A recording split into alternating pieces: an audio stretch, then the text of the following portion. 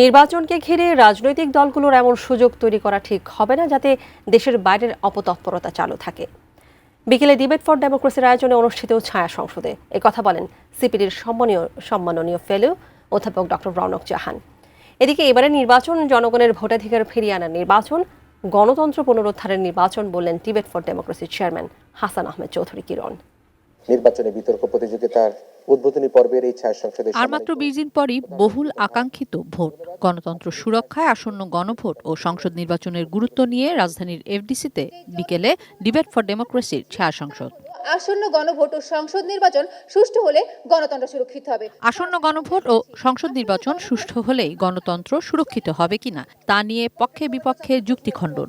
পক্ষে ইডেন মহিলা কলেজ আর বিপক্ষে যুক্তি খণ্ডন করেন Bangladesh university of business and টেকনোলজির বিতার্কিকরা। এই গণভোটে কে বাস্তবায়ন করবে? যেই নির্বাচিত সরকাররা এরা কি আদৌ বাস্তবায়ন করবে কিনা? Debate for democracy chairman Hasan Ahmed Chowdhury Kiron বলেন, নির্বাচনকে সামনে রেখে ঢাকাকে চাপে রাখতে প্রতিবেশী রাষ্ট্র নানা তৎপরতা চালাচ্ছে। আমি বুঝি নির্মাণের শিল্প, সালাম স্টিল বোঝে ডিউরেবিলিটি। সালাম স্টিল, মোস্ট ডিউরেবল স্টিল। যে আগামী জাতীয় নির্বাচনে জনগণের ভোটে জনগণের প্রতিনিধি নির্বাচিত হবে, জনগণের প্রতিনিধি সরকারে যাবে, কিন্তু সরকারকে তাদের দায়িত্বশীল ভূমিকা পালনের মাধ্যমে তারা winners wants to take all এই নীতি থেকে তারা বেরিয়ে আসতে হবে, যেটি আমরা দেখেছি বিগত শাসন আমলে।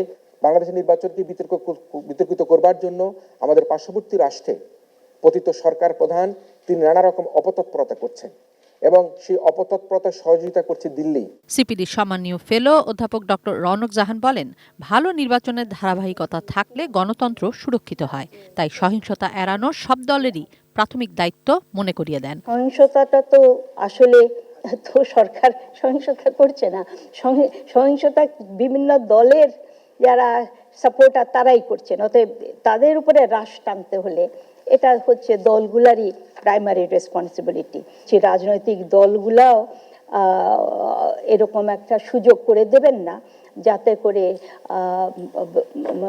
আমাদের দেশের বাইরে তারা কোনো তৎপরতা এখানে রাখতে পারে। এবারে ছায়া সংসদে বিজয়ী দল ইডেন মহিলা কলেজ। ঈশ্বর জাহান, এটিএন নিউজ, ঢাকা।